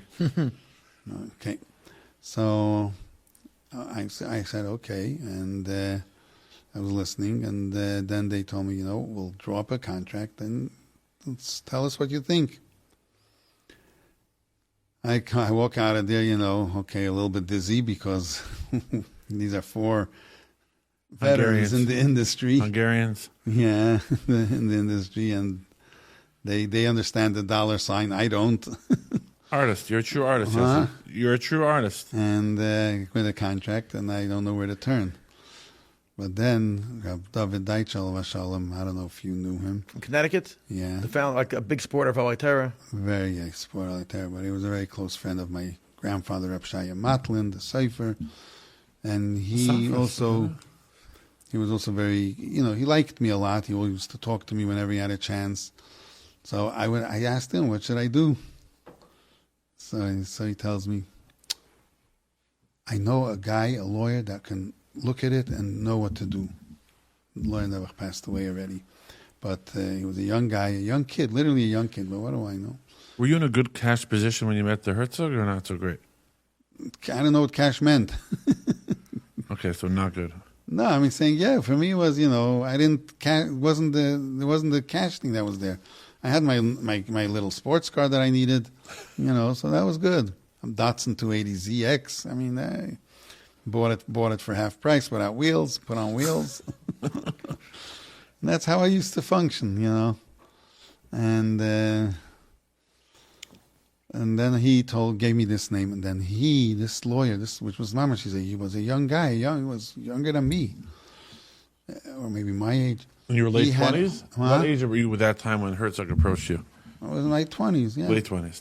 And he tells me, I know the right guy for you, a Madison Avenue lawyer. How am I going to pay him? He's our lawyer, don't worry. You go and meet with this Madison Avenue lawyer. And literally, this is the funniest. I mean, really, this guy's buying and selling companies, not just a lawyer. He's rich. This is his life. He looks at the contract, says, very nice. I think they're giving you everything that possibly they really, really, and he just made a few changes there to make sure that everything will work out well. And he told me, let's see, maybe if they'll accept it. And within a day, they accepted it, and that was the rest is history. 1988. And the guy and the lawyer charged me was like nothing. He didn't even. It was like he just charged me, so I shouldn't feel like I'm a tzedakah case. So what it was like $1,200, I think. So in 1988, you were basically bought out by the biggest. I wasn't bought out. We did Your partnership. It was a partnership. You're a partnership. I'm going to do whatever I have to do. Right. I wasn't married yet, and we made that. And then he was it was such a good relationship I had that I crave for it every day almost. We took then 3 grapes, a Cheval Blanc, which was a French hybrid, a Riesling, which is a vinifera, and a Chardonnay, which is a vinifera, grown in the Finger Lakes. And I showed him New York to blend. And we made a dry wine, and it was my wedding wine, and it sold out right away. And it was a gorgeous label, said Michelle on it. And Michelle was your wife? Yeah. It's romantic. That was our wedding wine, and it was like such a good dry wine. People didn't drink dry wine yet. How old were you when you got married? But we sold it. I was 30. Wow. Out to the Bacher. Yeah. And but there was Bashert. What year you got married? In 88. Yeah. Wow. Tismach. Year of happiness. Tismach. It was Mem Zion, I think I got married. Oh. Mem Zion? I don't remember. So you do production, and they do all the sales and marketing. So so I'm busy making the wines and making sure wines come out a certain way, and and I have to always, and we, and they decide basically if let's say a customer doesn't pay, I'm not going to sell him. If a customer pays, I will go there and I will talk to them. Like one of the most beautiful things, we were in Florida right after Purim, me and Michelle, and we went just to the stores. We didn't go to sell them. They were good customers. The guy, the distributor told us these are people that love your product and they're going to stand behind you. All we did is we walked in, me and Michelle, and said thank you, and they loved it. We were talking about that yesterday. They People loved have to it. thank their customers. They Which loved store it. was this, Yossi, All the stores in Florida. that you visited? Yeah. They So you're loved involved it. in, not really in sales and marketing, a little, not so much. Right. My main thing is production, but when they see the person who's making the wine, Show up. and he's not the guy who's harassing them to buy another case of wine or to pay, they love it. So for me, that was worth it. Before I got into the food business, for me, going to Kosher Fest, meeting the founders of all these brands I grew up with, was like crazy. I walk in, they give me a golden fluff popcorn. Oh my gosh, you're the guy. Then I go to the next guy. I was in a different planet. All these brands are coming alive. And my sister, I just brought her. She has a WhatsApp group to sell kids clothing. I brought her to her first children's clothing show in Manhattan. She's like going crazy. Like, you're the person. You're the one that makes these sweaters. So the same thing is to have a founder meeting the founder. Now, today in 2026 with social media, I would say all the successful brands are brand driven. You know the founder's talking. I interviewed the founder of Poppy Soda that sold for, I think, $4 billion to Pepsi. And I said, hey, get some tips for any new founders. He said, make sure you're talking to your audience every single day in social media. I tell Clappy all day long. I hit him over the head. I said, Clappy, we need to make a video. We would leave the gym. Let's make it. So it became like a Seder, right? We leave the gym. I'm telling boom. you, what you're saying is very important for a lot of businesses, and you can do it with AI. It's so much simpler, and you might have a niche to offer. I was today. I don't want to say the name. One of our newest sponsors. I was fighting with her. I said, "Bro, if you're going to advertise on our show, you have to say your name. If you don't have your name, who are you? You're some random company nowhere." And I fought and fought and fought and fought. I said, I told him on the phone, he's offering us money. I said, I'm not putting you on our show as a sponsor if we don't mention your name. Basically, we'll turn down corporate sponsors. We'll turn them away if they don't let us brand it properly, because we have to believe in a company that we promote. And I told him selfishly, if I don't mention your name on the show, no one's going to buy from you. If no one buys you, you're not going to advertise with us. So we selfishly want to make sure we know your ad's going to do well, because people want to know who's the person behind it. That's why it was so cool. How many people came over to you in the street, Moshe, in the last 4 days and said they want to buy a hat from the guy we had on last week? They said we finally put a name and a face. Exactly. People want to know what they're getting into. Who's standing behind their product? The story, the trust. People make fun that people spend, $30,000 in a Hermes bag, but you're buying into their marketing, their ads, their billboards, the emotional feeling they give you. When I drink Yossi Zaykon's wine, it's not just wine. I think about all the times he helped me with my own brand. I met him. I know his obsession, his artistry towards a brand. So I would say for all brand founders, old, new, old, make sure you're on social media, talking to their audience. At least if you're so horribly shy from the camera, at least visit your store owners, show up, introduce yourself, because people want to know who's the person, who am I talking to, who am I trusting. The part that I love the most is that I know Rabbi Yossi for many years. I didn't know that he grew up thinking that all the wine tasted terrible and that he wants to change it, making wine in his mother's basement, calling the health department, asking them how he could get a permit. So when he was doing it then, now he has 50 more years of experience, and now the stuff's only going to start tasting better and better. Look at him. He doesn't like dry wine. Look at him. I got to get a few. Yossi, you got married at 30, totally off. What do you tell people, your age, in your era, getting married at 30, you probably looked at the most cuckooest guy on the planet. In your day, I got married at 28. What was it like getting married at 30? What was that journey like? Oh, I'm not going there. I had a fun life. Oh, you had a fun life, okay? You have to understand, I was a celebrity. Oh, and during that tkufa. Yeah. Oh, okay. So it was kind of crazy. I mean, I had Joe. I was my cousin Branya Schaefer. I don't know if you know her. My neighbor, my parents' Well, neighbor. Yeah, you should have her on. I'd love to have her on. She has an open invitation to come on the show. She's She's a unbelievable. legend. She gives kawa classes, So- Shalom Bayis classes. So I was very close with her. She's your cousin? Yeah. How? Her mother and my father were brother and sister. Her mother's maiden name is Zakon. I didn't even know this. Zakon or Zakon? Zakon is the real name. I know Mika Slavin. And cousin. It's her brother. It's her brother. Yeah, yeah. Her younger brother. She's the oldest. Right. So her husband, Allah Shalom, Gedalia Schaefer, he was my Google growing up. Anything I didn't understand, I used to talk to him and speak to him. And he was such a tzaddik. I mean, to me, he's first an unbelievable tzaddik. And I used to have a share with him, actually, and I used to love it. And he was the one who, you're crazy to make wine, and I love it too.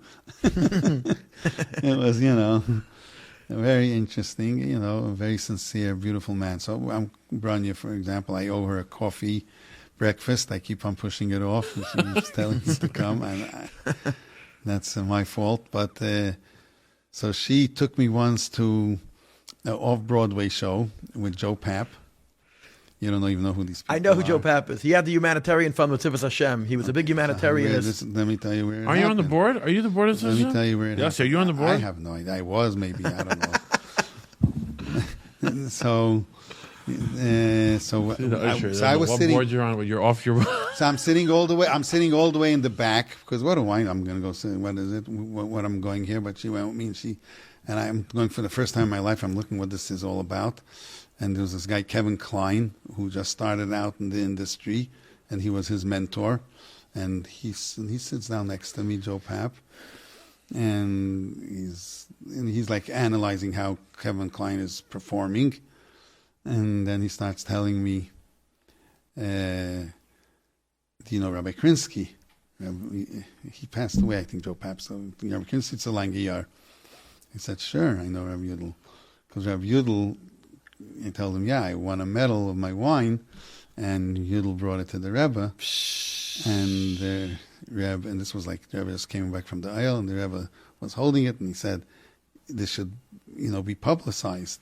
The Rebbe said that you getting a medal for wine should be Wine should be publicized. publicized. Oh, class. We have to go down the river. We didn't discuss. No, names I don't want. or- I don't usually go down there. It's amazing. I'm bringing this up from. So the Rebbe was very proud of this. I'm just telling you what happened. Meanwhile, he's telling me that I should give regards to Yudel, and he starts talking to me in Yiddish because he's from Williamsburg. He knew Yiddish, and we made a connection then with Branya, and that's how he came to. Branya was also involved with Tzivus Hashem, and that's how we got him to come to Tzivus Hashem to start humanitarian with his wife, who wasn't Jewish. You but she happened was to So say- this entire thing was a Brunya Schaefer matzav. and I was there. Hold on. Did you sit next to him because he knew you were, or was it random? No, You- random. It was Shkach very Pratis. random. There's no random. I told Yossi. you, I don't know how I ended up in places. Yossi, Rebbe Farbrengens, did you used to use your wine? What? The Rebbe's Farbrengens had your wine or not? Yeah, and yeah, Always. Not always. And before there was other wines. Before was what? Ganella Slinger. I don't know. Never heard of it. Some syrup.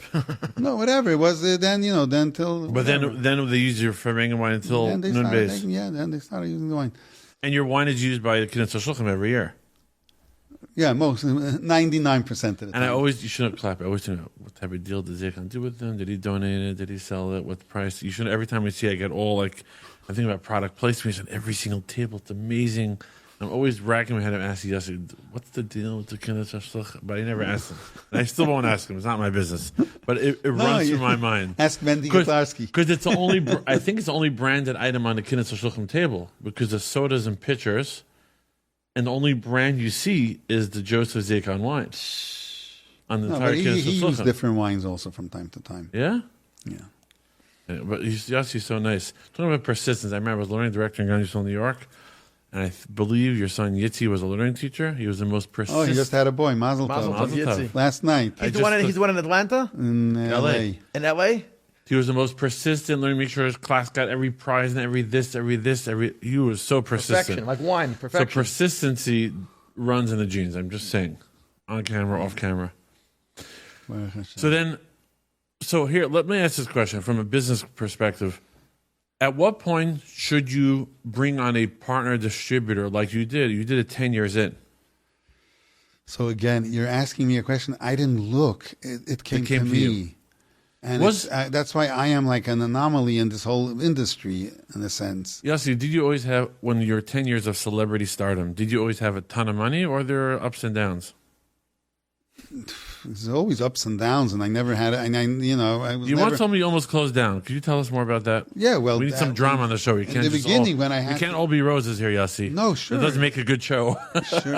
I'm telling you, right in the Because beginning. when he told me his dramas on the phone, how he almost closed down, I said, "Okay, we need to book him." I couldn't- Until then, he was when- the perfect when- Yossi Zakon. We said, It was very simple. Tell me when more. you sell out everything you make, but there's not enough cash to build more, you keep on going in circles, and that's not good. That's where you're thinking, what am I wasting my time? That's really the hard times. "Explain that. You sold at a profit, so what's the issue?" Right, but the profit is not enough To make more. to make a lot more, to whatever. And it just becomes when you're not a real businessman, you can end up in this cycle.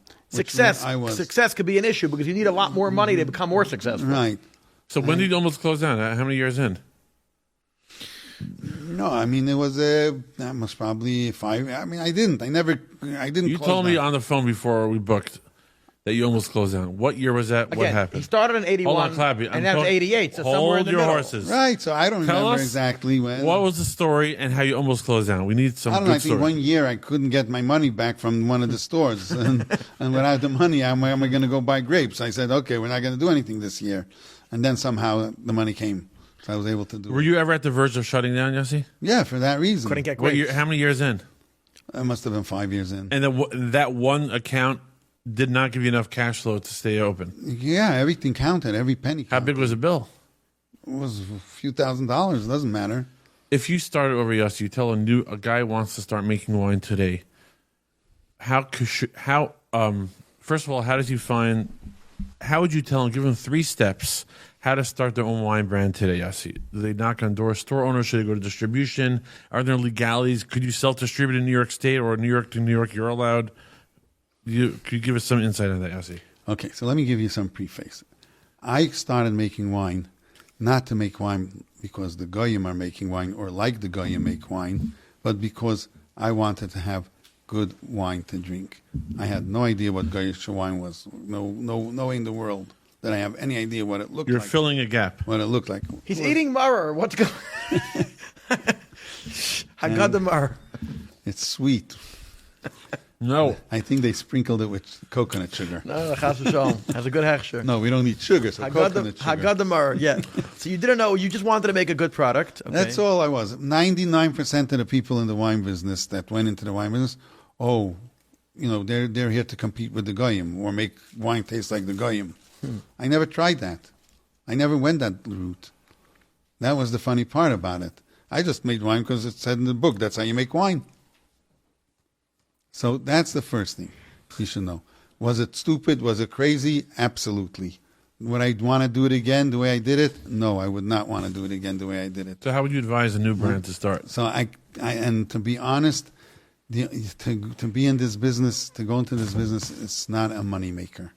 You're not going to see any profits. For how long? A minimum of 10 years. Wow. A minimum of 10 years.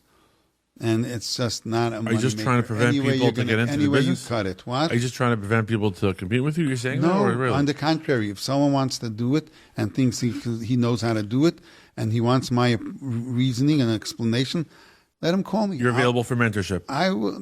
Yeah, whatever. I'll tell him exactly. He mentored me. He's not just. I saying have it. no problem. I mean, I love when people making wine. To me, I love seeing people making a good wine.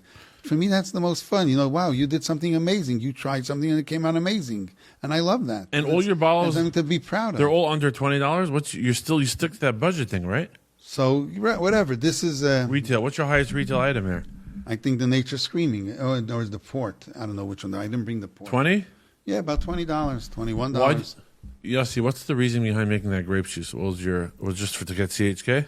Which grape juice? The Fabrengen grape juice. Yeah, that was for the Just community. CHK. It's basically a community. Is it the same as service. a Kedem or different?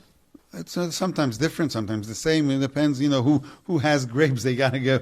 They've got to move out fast one way or another. When people say Kedem tastes different every year, is that the Kedem grape juice or your grape juice could taste different every year? Is that true or false? Grape juice is literally a food that spoils the moment it is pressed. Wine, you start preserving a little bit with the alcohol as it ferments, so it has a longer chance of standing up. Grape juice is food. Food, the moment you start cooking, the moment it hits the oven, So would it make sense that it changes year to year? Yeah, absolutely. It does. Okay. And the change in 3 months, it's a different taste. So when people tell me, because since my original brand was grape juice and seltzer, people start giving all their feelings and opinions about grape juice. Oh, the grape juice this year, Kedem is different. It's not different. The taste, you're saying grape juice varies just like wine. More than wine. More than wine. For sure. Because it's a food, and the food, the minute it's made put into the bottle, it's it's the oxygen starts, changing it. Or the bottle's almost done, Clap. Yeah, see, any of your children are passionate about wine like you are? They're all passionate, but none of them. Everyone realized that it's not a business to be in, for many different reasons. I'm not going to elaborate, but one might be more than the others. But meanwhile, he's not involved yet. Maybe a future son-in-law. It has to stay in the family. Maybe whatever. It's all in Hashem's hands. I mean, I'm so happy that Hashem gave me the opportunity to be able to do something that I love and that I like and that I can continue doing it. And I do have to be grateful to the Herzog family for that, because, they took a very big burden off my shoulders. And now when it comes to selling, especially, they know who are the guys you can sell to, who are the guys that you can't sell. There's certain guys, if you bring them the wine, they're not going to pay you. Or you're going to wait, and if they'll pay you, it will be a year later because they need another wine. Yes, but legally you have to pay the same day, right? I know, but Legally, Mazel Tov. No, 100%. It's 40 days. But who enforces it? The government enforces it. You're going to start mastering on people? No, so it's a big problem. It's a very big problem. Alcohol, just for people should know, there's a rule that it has to be 3 layers, right? It has to be an owner, a distributor, and a store owner, correct? Right. So a winemaker, a winery, can be the winery, can be the distributor, and could be the retailer. In state. Yeah, in state. Out of state, there has to be a distributor, Out right? of state, you needed it. Yeah, each state is legally. different. No, there are some states you could sell directly to. Oh, you could. But most of them. The kids it's a very regulated industry. Very regulated. Well, for a stupid reason, right? No good reason. Because every state wants to be a boss. On alcohol. We're learning now with Trump trying to get things done. Deregulated. How every state is showing we're somebodies. Till now, we didn't realize that they were somebodies. Now, all of a sudden, because of Trump, everyone is a somebody. It's a new phenomenon. People in the ask political me. World. People ask all the time, "Why are you getting into drinks? Why do you do alcohol?" I said, "I'm not good with rules, and I'm staying away from alcohol." So, if I was good at rules, I would consider alcohol. I'm so bad with rules. In theory, I would be arrested the first day I'm in the alcohol business. In theory, 50 states, so you have to deal with 50 sets of regulations on distributing. Yes. It's a lot of paperwork. It's ridiculous. But there's a lot of leeway for in-state, like states like New York.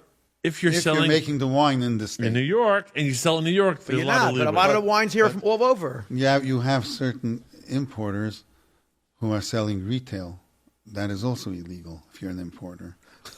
But, it's what it is, but who cares? Who cares? Exactly. That's so all your bottles are under $20, right, Yossi? I don't have expensive wines. Maybe one day I'll move to some...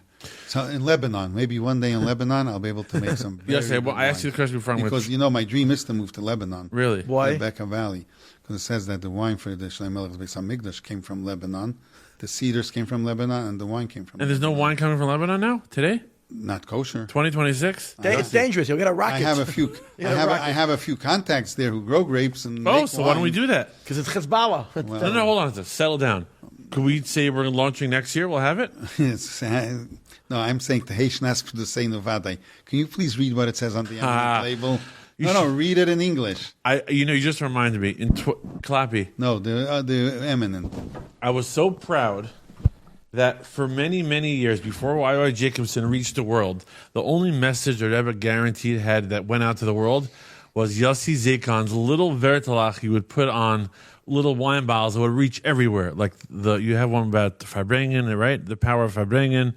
The only, if in a weird way, the Rebbe's biggest shliach to the world was Yossi Zekon's bottle of his writing. Hold on 1 second. It says on this year's bottle, it will certainly be the year of our redemption. Amen to that. That's the Google translation. Literally the Google translation. Yossi, you have any interesting stories with wine and the Rebbe? No, I don't. I don't use Rebbe cards. You don't use Rebbe cards? No, Why not? Because I don't. I'm just telling you what happened. That's it. Did Rebbe give you brachas for your wine business? Yeah, all the time. Any specific haras? No. Never. He doesn't get involved in these things. When you came with a new wine, you asked a bracha? I mean, you did that type of stuff? Yeah, for sure. Every time. Yeah, but he didn't. The Rebbe likes when you did something on your own and you showed him, this is what I did. And pray that you didn't do. But here's my question: you don't get something. You should have done it that way or this. No, but here's my question: guys like Avram Fried and Michal Muchnik and many other artists, they talk Rebbe stories like about this wine, the Rebbe said this, and this music record, the Rebbe said painting. this. Every time they go on stage, they have a Rebbe story. So they you don't did. try. Why don't you push the Rebbe card? Why not? It's good for branding. I don't have any. Imagine you say, when I launched Eminent, I wrote into Chadakov and Yudel and this and that, and the Rebbe wrote back, Tach, Tach, Pach, Pach, and now buy 4 bottles. There was 1 year I made. Cash in. Hold on, but I'll tell you something interesting. One year I made Kosher Pesach vodka. Mm-hmm. And that year the Rebbe gave out for Shalach Manas that vodka. Whoa! And I didn't, for some reason, I don't know. I never got from anyone this bottle that Rebbe gave out. He gave out to Rabbi Chadakov. Could be my grandfather didn't get that year already because he wasn't well. Matlin. Yeah, because my grandfather used to get. Because my grandfather got it, I would have known. I would have had it.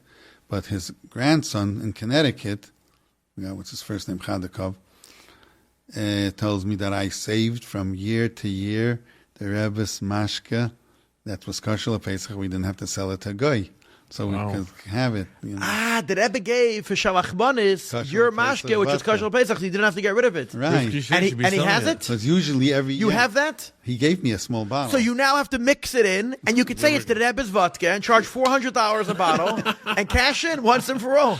and then make some ink with it, make a painting. That's a different. So you don't right now. You do not launch a kosher Pesach mashke? No, it was a very harsh business. It's too much. People only like Smirnoff. They don't care.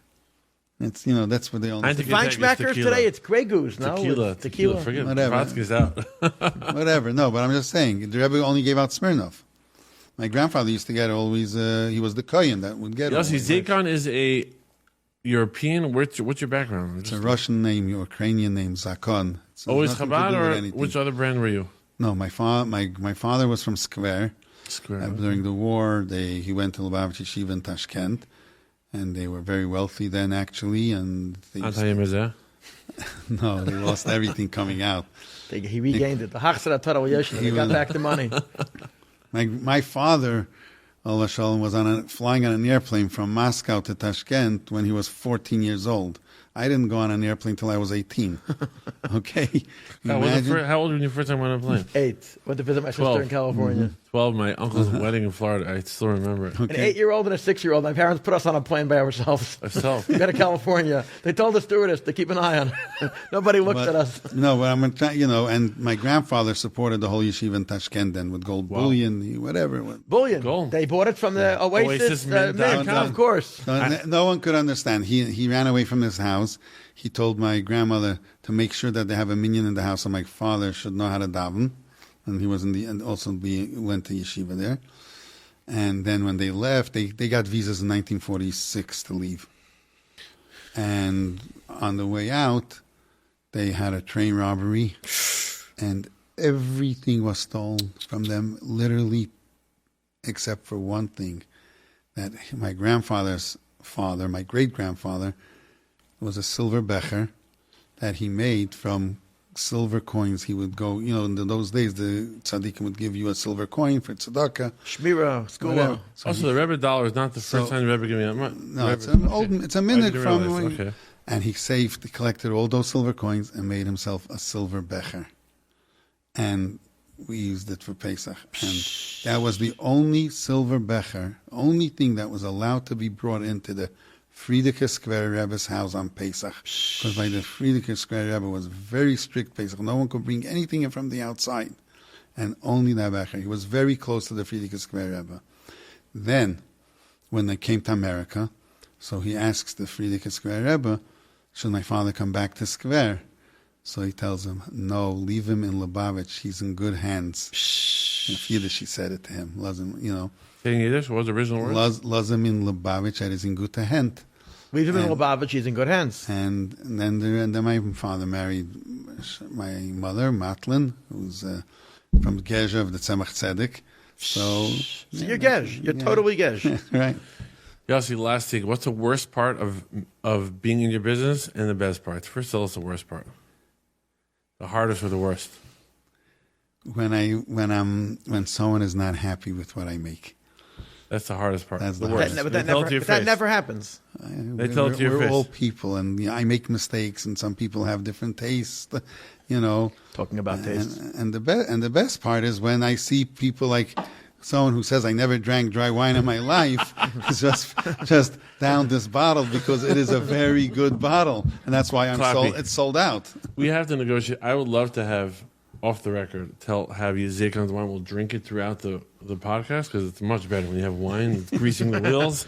You have such a nice. We'll have to speak to the marketing executive. My You first never know. CPG mentor, Yossi Zaykon, to have his wine on the table. We'll have to negotiate with Gabriel Geller and Matti Herzog to make some type. I'm of sure they're interested. Don't worry, we'll take care of it. No, it's that was the good and the that's the good and the bad. the good and the bad. That was the complaints, and the best is the compliments.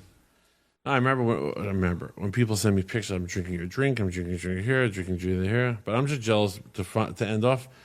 Product placement is so important when you have a beverage brand or any brand. And Yossi Zaykon has the best product placement. You go to Empire Kosher. He always has his boxes exactly smashed right in the front. He's saying it's there by mistake. Just trust By me. the way, I have Trust me.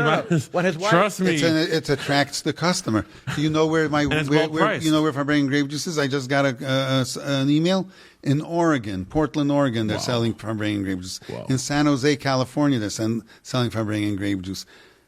And you know who did it? A Lubavitcher guy. His name is Yaakov Yarmov. Oh, Albertsons. Yeah, he's Yaakov's- unbelievable. He's Shout unbelievable. out to Yaakov Yarmov, Yes. who just a random weird story. Yaakov Yarmov, who's a kosher and ethnic buyer for Albertsons nationally. My sister lived in Albany for many years for in Shluchas, and they had this shul. There's a shul there called the Shtibel. The rabbi's Rabbi Reuben, but the shul's not Chabad, and they make sure it's not Chabad. It's like these people like lahachas. okay. And the only thing in the whole shul that was Chabad was the Kol Chabad calendar. So I asked a guy, I don't think the shul is so anti-Chabad. Why is the Kol Chabad, what's called the Luach Hashanah? Baruch Hashanah, yeah. What's the deal? He's like, oh, you don't understand. This guy used to work for Price Chopper. His name was Yaakov Yarmov. He moved on to Chicago and Albertsons, whatever, Julasco. He made sure this Luach Hashanah was in. And forever, I don't know if it still is there, this non-hating Chabad, this Lahachas were not Chabad shul Shtibel in Albany, New York, always had this Luach Hashanah. Thanks to Basically, Yaakov Yarmov. brand placement, even for the Luach. Yeah. Yeah, So Yaakov he's Yarmov, unbelievable. Yaakov is the best. He's a big tzaddik yid. Yep. He helped get my drink into Albert's in Julasco in Chicago, a real mensch of a yid. There we go. And Small he's world. originally from Cincinnati, where my in-laws spend time, and my in-laws' parents, Dr. Hayes. Anyway, all Cincinnati Rabbi. Anyways, when you're going to go shopping for Pesach, make sure you go to fine kosher wine stores and buy out the Zaykon, Kesser, Farbrengen, all Screaming. it's selling out so fast. Whatever they still have from Kesser wine, it's going to be a quality product at a good price. Again, thank you so much to B'Yassel Zaykon for coming on the show, and we wish you a kosher and freilich and Pesach and alle gute Sachen. Thank you very much for having me. And I do want to finish again and say that the acronym of this year, Tavshin Peivav, is Tehei Shnas Peduseinu Vadai. The Google translation is, this year will certainly be your redemption. We saw the redemption of the hostages already on Hoshana Rabbah, and we should be seeing the redemption of Klal Yisrael this year. We should be in Yerushalayim, Ir HaKodesh, this year. Amen. Hold on, Clap. I just realized the only Jewish branded food product that has little Vertelach on it in the entire kosher world is Yossi Zekon's bottles. I said- Not one. I was just thinking about it, as he's saying his Vertelach. I'll tell you something more I realize there's not a single all these Heimische brands and this and that. You would think they're so spiritual and frum and this and blah blah blah. The only kosher brand in the entire world that I could think of that has inspirational little Vertelach is Yossi Zekon's wine. Tell me if I'm wrong. I'll tell you something more. When I first started the labels, making the labels, I was the first person to write on a label, and we should be zeicha to drink the Yain HaMeshumer now, the Mashiach's wine. And, we should be able to have that. And unfortunately, when the whole controversy came out about the Rebbe being Mashiach, and who knows what, I had legitimate people come up to me and tell me, you believe the Rebbe is Mashiach? And you can't write this, you can't do this. We're not going to touch your wine. We're not going to drink your wine. I said, I don't know what you're talking about. This, you want to drink it, drink it. You don't want to drink it, don't drink it. And I'm sorry that you don't like the concept of Mashiach. That you talk about a davening 10 times a day. I didn't say the Rebbe is Mashiach. I just said we should be zeichet to the Geulah of Mashiach Tzidkenu. In Mir Hashem, our new tea line will have some inspirational lines. It was always my idea to have little inspiration. Some brands still do it, like Celestial Seasoning. Always had little inspirational lines, not ruchnis. Laffy Taffy had a joke. I like to have a joke, but they had little inspiration things. And interestingly, that Celestial Seasoning Tea was a sponsor of Tea at the Oil for many years. I think they still are. Not anymore. They're not? No, because the owner sold the company, Irwin and Siegel. Oy vey. So Simon. you're going to be having Vertlach and Zen. In Zen? Zen is something with teas are like Tea, yeah. So meditations. Mirshem, with Klappy's, my partner's permission, we're going to have a little nice Vertlach and continuing your inspiration and legacy. The food should have some. See, Klapp, someone told me this recently that I have a complex since I grew up in Flatbush and it was Chabad. So I had this complex and people would hate on me that I always have that, which is probably true. So when I would come to Flatbush and see these little Vertlach about Mashiach and the Rebbe on wine bottles that were distributed throughout the world. You were loving it. It gave me a certain nachas and pride. Like, we're not just our own little planet. But Yossi Zekon would use his bottles of wine, uses his bottles of wine as a platform to share the Rebbe's message. Love it. You have to be successful, you have to be able to show what you have a passion for and what you believe in. That's really the key. Thank you so much. Thank you.